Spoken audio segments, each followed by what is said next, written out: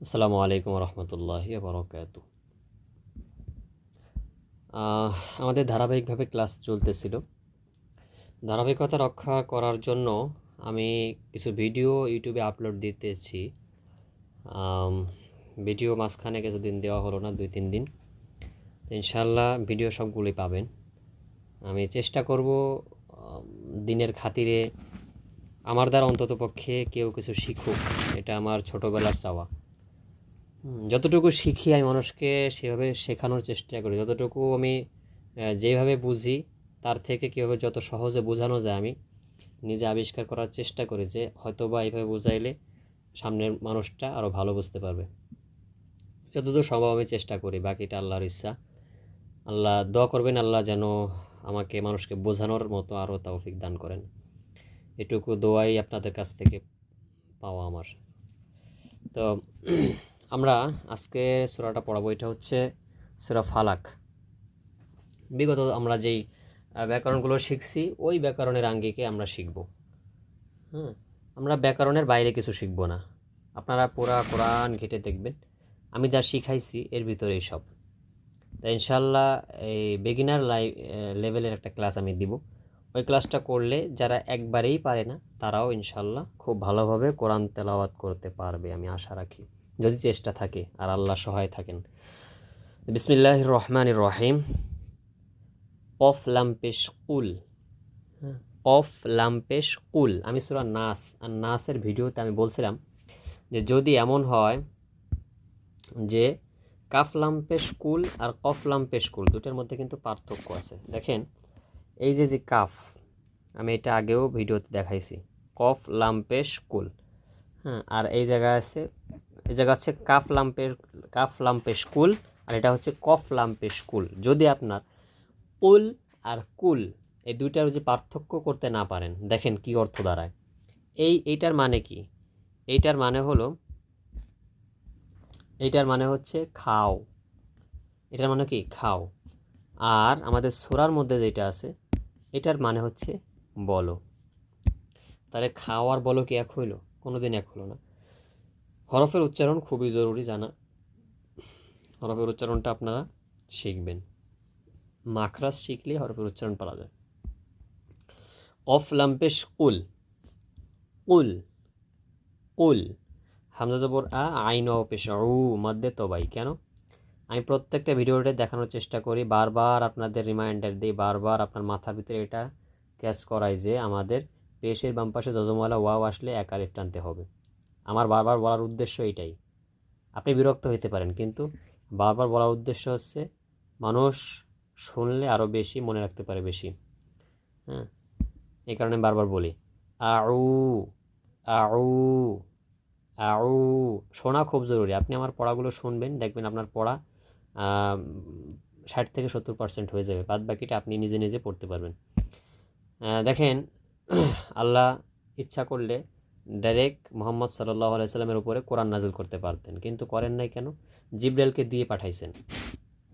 তাকে দিয়ে পাঠানোর উদ্দেশ্য কি? উদ্দেশ্য হলো জিবরাইল আলাইহিস সালাম রাসূল সাল্লাল্লাহু আলাইহি সাল্লামের কাছে আসছেন, কোরআন তাকে পাঠ করে শোনাইছেন। রাসূল সাল্লাল্লাহু আলাইহি সাল্লাম সেই কোরআন শিখছেন, তার মুখ থেকে শুনছেন এবং তার সাথে পুনরাবৃত্তি করছেন, পাঠ করছেন সাথে। হ্যাঁ, উদ্দেশ্য এটাই। আল্লাহ ইচ্ছা করলে রাসূলের অন্তরের ভিতরে 30 পারা কোরআন সেনার ভিতরে দিয়ে দিতে পারতেন, কিন্তু দেন নাই। ভাগে ভাগে জিবরাইলের মাধ্যমে পাঠাইছেন। এটা হলো উদ্দেশ্য। এই কারণে শুনবেন, তেলাওয়াতগুলো শুনবেন, আমার পড়াগুলো শুনবেন, বারবার ক্লাসটা করবেন, দেখবেন আপনার পড়া অনেকখানি সহজ হয়ে গেছে।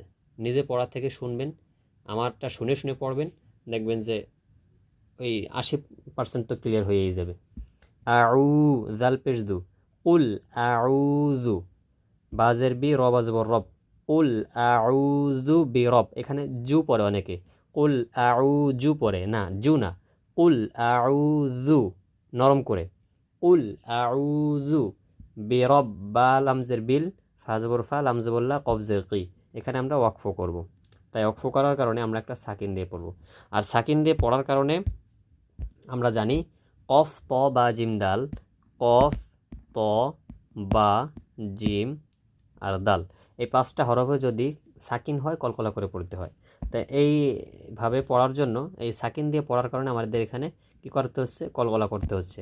আমরা পড়বো কীভাবে, কুল আউযু বিরব্বিল ফালাক, কুল আউযু বিরব্বিল ফালাক, কুল আউযু বিরব্বিল ফালাক। মিম নুন জের মিন, শিন র জবর শার, মিন শার, রজের রি, মিন শাররি, মিন শাররি, মিম আলিফ জবর মা, মিন শাররি মা। এখানে এক আলিফ টান, কেন, জবরের বাম পাশে খালি আলিফ।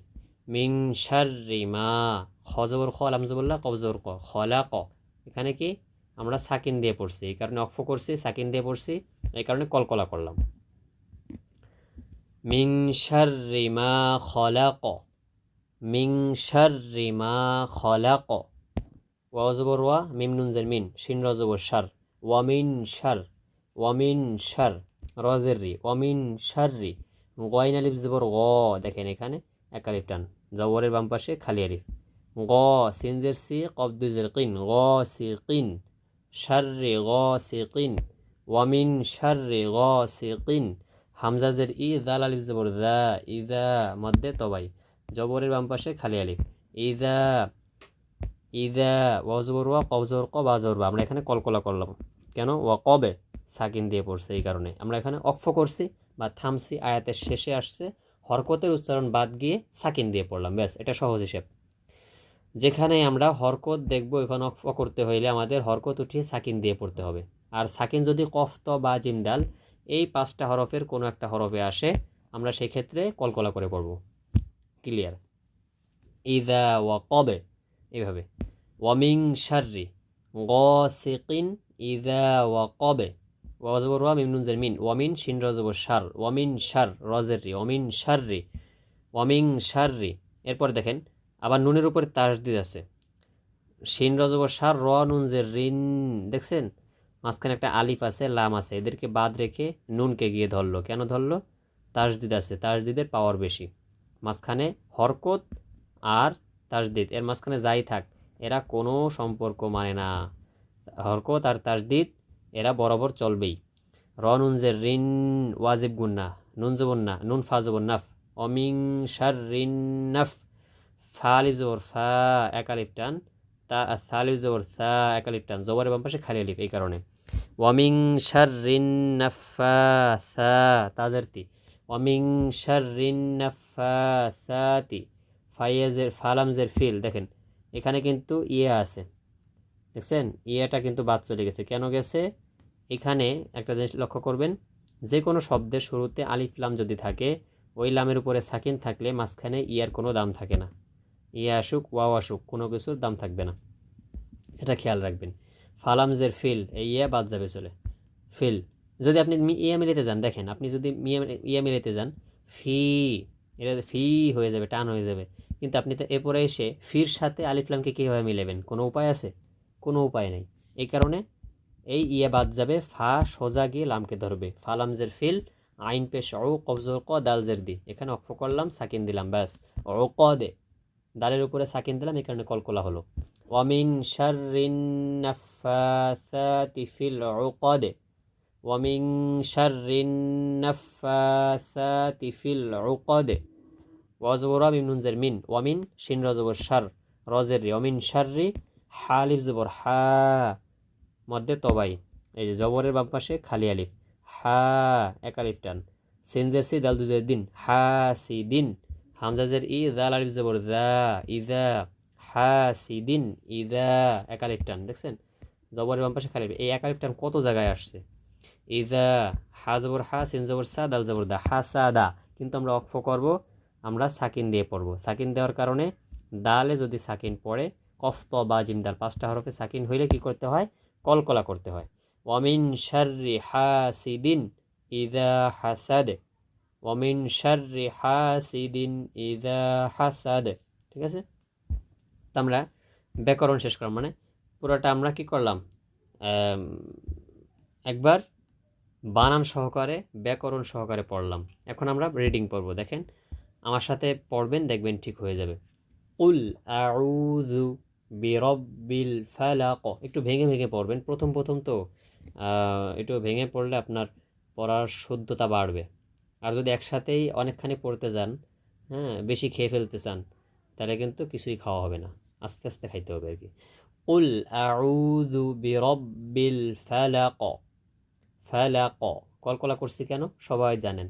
কফ ত বা জিম দাল 5 হরফে জজম হইলে কলকলা করে পড়তে হয়। আপনি যদি বলেন যে হুজুর এখানে তো কলকলা না, হরফে সাকিন নাই, কিন্তু আমরা তো সাকিন দিয়ে পড়ছি, এখানে তো আমরা সাকিন দিছি, অক্ফ অক্ফ আছে বিধায় এখানে আমরা সাকিন দিয়ে নিছি।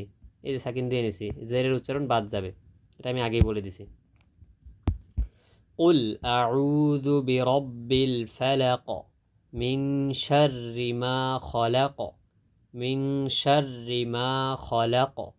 মিন শাররি মা খলাক। ومن شر غاسق إذا وقب. ومن شر غاسق إذا وقب. ومن شر غاسق إذا وقب. ومن شر النفاثات في العقد. ومن شر النفاثات في العقد. ومن شر النفاثات في العقد. نفاثات في العقد. ومن شر حاسد إذا حسد. ومن شر حاسد إذا حسد. حسد। এভাবে করে বারবার ভিডিওটা দেখবেন, চেষ্টা করবেন, আর আমার পড়ার সাথে আপনার পড়া মিলাবেন যে হয় কিনা, তাহলে দেখবেন পড়া অনেকটাই শুদ্ধ হয়ে গেছে। হ্যাঁ, আর বাদ বাকিটা হরফের শুদ্ধতার জন্য 100% হবে, 80% আপনার এইভাবে ঠিক হয়ে যাবে। তাহলে বারবার প্র্যাকটিস করেন, সূরাগুলো দেখেন, যতটুকু পড়াই আপনি এগুলো আয়ত্ত করার চেষ্টা করেন। সারা কোরআন এভাবেই সাজানো, এই ব্যাকরণ দিয়ে সারা কোরআন সাজানো। হ্যাঁ, আপনি বিশ্বাস না হলে কোরআনটা খুলে দেখবেন এক সময়, কোনো সমস্যা নেই, এর বাইরে কোনো কিছুই পাবেন না। ভালো থাকবেন। আসসালামু আলাইকুম রহমতুল্লাহ বরকাত।